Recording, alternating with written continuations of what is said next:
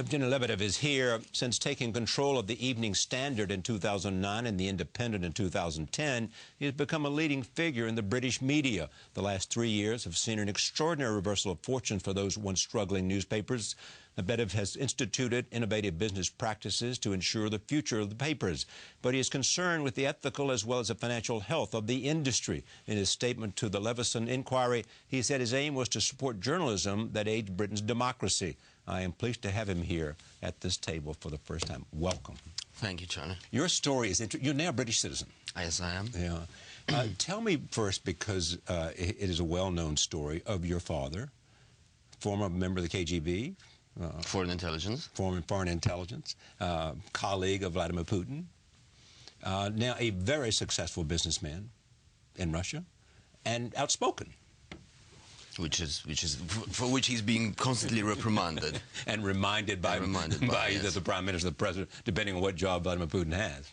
Not necessarily Prime Minister, but certainly we've had all sorts of organizations at our doorstep recently, from the police to the tax authorities, central bank, prosecutor general's office, FSB, even the fire brigade. So the only people who's yet to turn up. FSB being the successor to the KGB. KGB, yes, absolutely. And why are they doing that? For various reasons, but I think one of the most important ones is Novaya Gazeta, which is a newspaper in Russia, which was founded together with Gorbachev back in the 90s. And it's a newspaper that the only one that actually openly speaks out against those in power, in positions of power, who do things wrong. Interesting, too, because that is a minority ownership by the workers, does it not? Yes, it does. Actually, majority. It's majority. 51%. Yeah, that was done on purpose to make sure that the journalists feel that they're in control of the newspaper.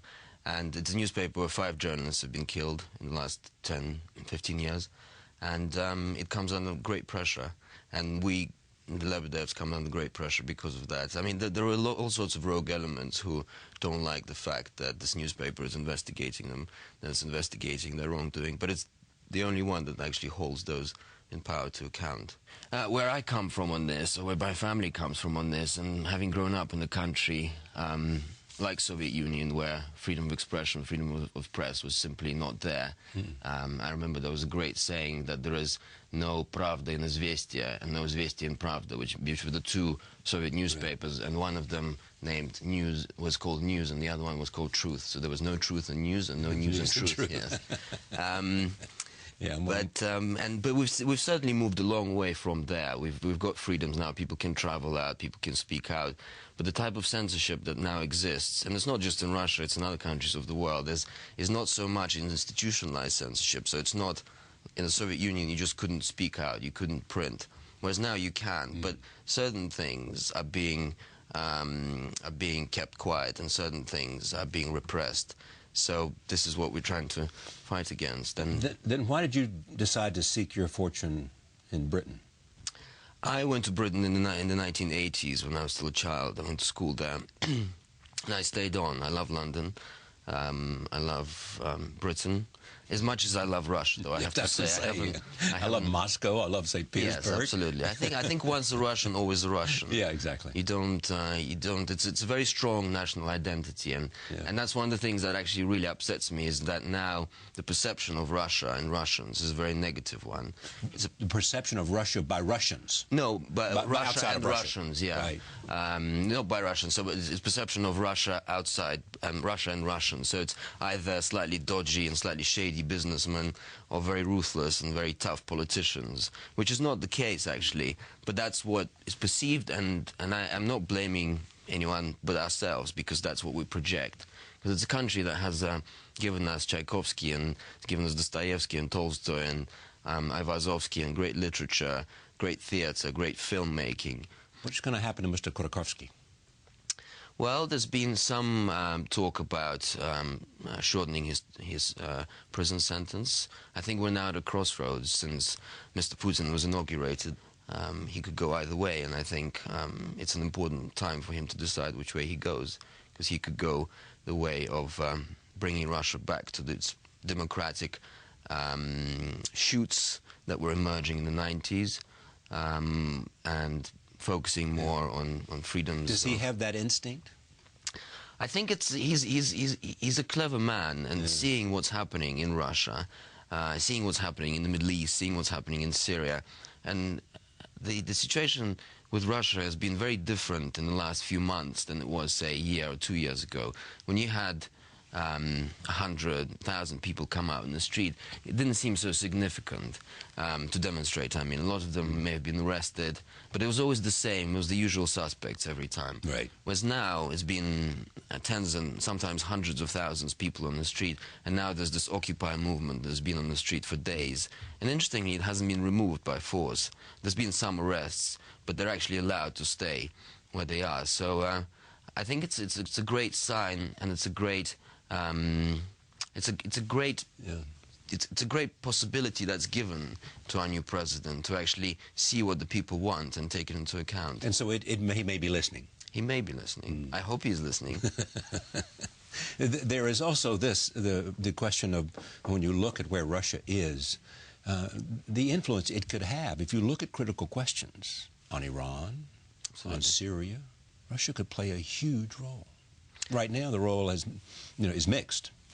Absolutely. I think it's the position that Russia takes on the world stage is hugely important, and then there's been taking some controversial and some very unpopular stances on Iran, on Syria, and I think the first moves of our new president deciding not to go to the G8 and Barack Obama vice versa, saying that he's not going to go to the Asia-Pacific Summit in Vladivostok.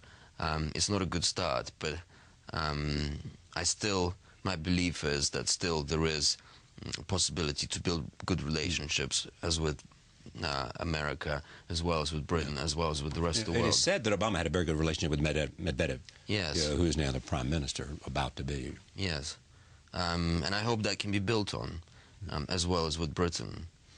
So you go to Britain and you get an education there, and you become a British citizen. And then you buy the Evening Standard. Yes. What was the state of the Evening Standard when you bought it? The Evening Standard was on its knees. Yeah. I can't really say it in any other way, because there was actually a date set for closure, and it was going to be closed down if it wasn't sold. And I think for the owner of the time, Jonathan Rothermere, it would have been more painful to close it than it was to sell it. So you were a savior in a sense, because no one else was standing in line to buy it. I won't say that, but well, if you say so, yes. Yeah, well, I mean, how many people were standing in line to buy the Evening Standard? There was nobody else. Rupert Murdoch wasn't interested in it? No, as far as I know, there was nobody else. Exactly. In line. So it is said the first thing you did was, one of the early things you did after getting your hands on it was to make it free. Yes, I think what you have to do these days, when everybody is saying that print product is dying and all the viewers, all the readers are migrating online, what you have to do in order to survive in print media is you have to look innovatively and imaginatively at different possibilities and what is it you can do. And I think it's still possible to exist in print media, as well as focusing on the digital, as well as focusing on tablets. And what we've done is we've decided that the only way to save the Evening Standard was to take it free, and then to exist on a advertising-only business model, which has worked very well. And I think what we've done is we've proven all those critics who said we're absolutely mad to buy it in the first place, and B, absolutely mad to take it free. They were all proven wrong, and it's doing very well. It's now profitable. It was losing £30 million annually when we bought it, and now it's just about to break even this year. And from then on, we're building onto a profit. So, and then there was the Independent. Then there was the Independent, which is a newspaper that I greatly value and respect because of its extraordinary journalism, right. Its foreign reporting, its commentary, and its fame for being independent.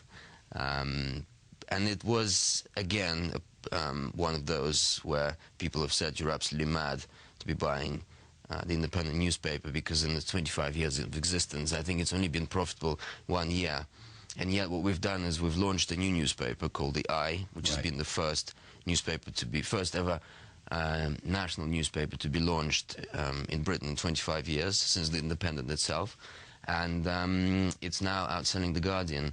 And it's been a great boost for the Independent newspaper, because together they are both outselling The Guardian, and it's almost impossible now, bar from going free or launching something new, to actually raise circulation. But I think through both of those, we've been able to prove that you can actually survive as a print model, but you just have to be very innovative and imaginative about what you do rather than just sort of sit back and accept the death of the print product. Talk to me about the hacking scandal. You testified before the committee, and I'll ask you about that testimony, which was more a blaring call to standards for independence and freedom of the press. But where is this hacking scandal going? Well, it's been a long time coming, I think, that's for sure, because I think what's been going on, all the illegal surveillance, all the hacking, all the computer hacking, the email hacking, all the payment to public officials and conspiring to perverse the courts of justice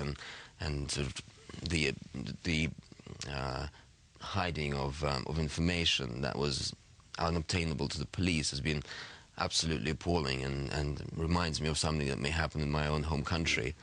But I think what's really important to remember is that those crimes were actually exposed not by the police, who didn't do their job properly in this case, although they are now, were exposed by the Guardian newspaper, right, and then laterally by the Independent newspaper.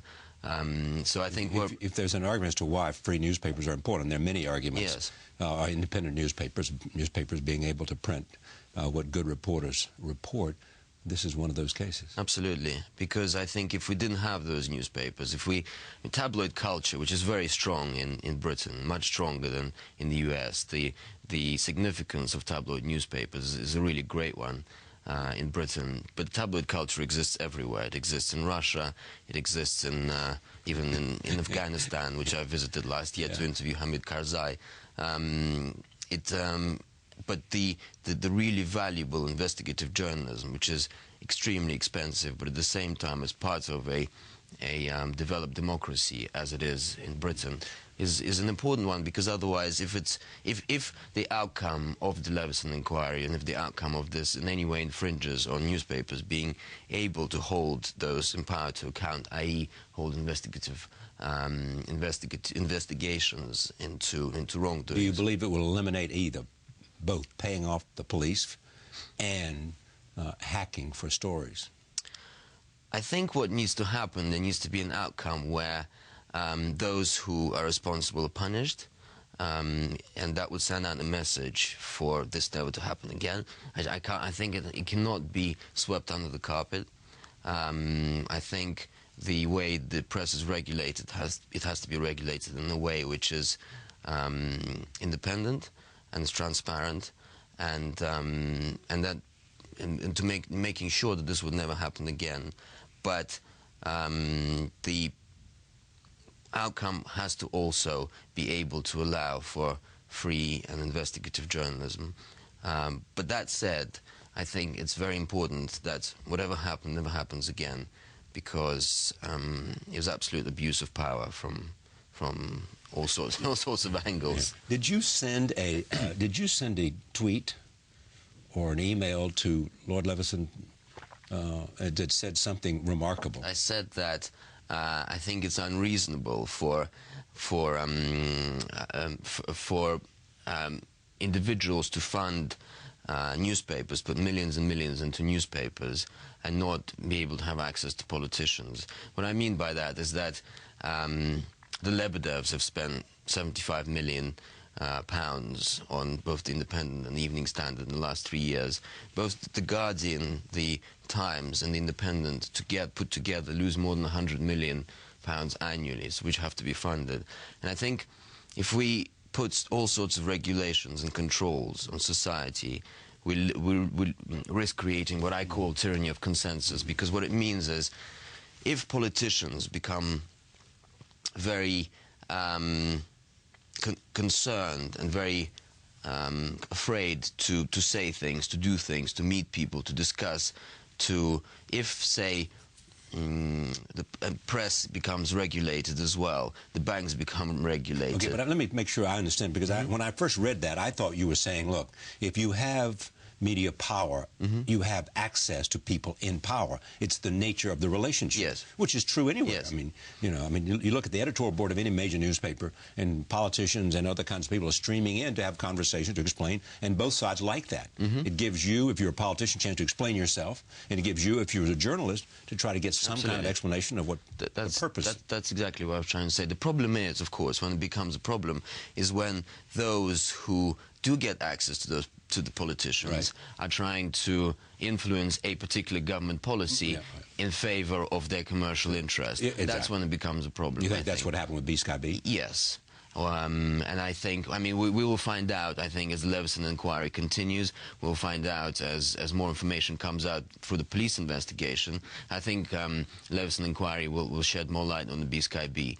But I think the problem is when those who have access to politicians are being allowed to influence government policy in order to further their commercial interest. Otherwise, I don't see any problem with journalists being in touch with politicians, proprietors being in touch with politicians. And if there are too many controls on that, I think society becomes too overregulated and overcontrolled, where everybody is afraid to say the wrong thing, make the wrong step, make the wrong move, give the wrong interview. And then you get to a situation where brilliant people would just not want to go into those professions anymore. I think with younger generations of politicians, if you compare them in Britain, as I think in America, if you compare them to all the generations of politicians, you find that less brilliant people enter politics. There is, and certainly here, I think in many cases, there is a division between church and state. Publishers are one and reporters are something else. You are both. There's no separation of church and state. You want to be a reporter. It's something that greatly interests me, and I think it's almost a crime to be to own a newspaper, to be involved in a newspaper, and not be able to actually go out there and see it for yourself and write about it, because it's fascinating. The trips I've done recently, I went out to Kabul to interview Hamid Karzai and spent 48 hours with him on the actual anniversary of 9/11. Last year, and I would like to do more. I'd like to go out and meet more persecuted journalists and talk to them, give them a platform. And I was just in Ethiopia 3 weeks ago, where I met some persecuted journalists, and I want to give them a platform through the newspapers, but also I'm launching a new website, which will be on the basis of the Evening Standard and the Independent. It will be called Independent Voices, and it will be the first in the UK, first website which will have a campaigning aspect, so a bit like a Vaz style. Have you ever thought about this, sort of sitting in a dark room with like a black background at a table and interviewing famous people? Have you ever thought about that? No, but it's a good after today, after seeing the brilliant, fantastic example, I certainly will. Oh, we have enough. You don't need to do that. Stick to newspapers. It's a pleasure to have you here. It's a pleasure to be here. Thank you. Thank you for joining us. See you next time.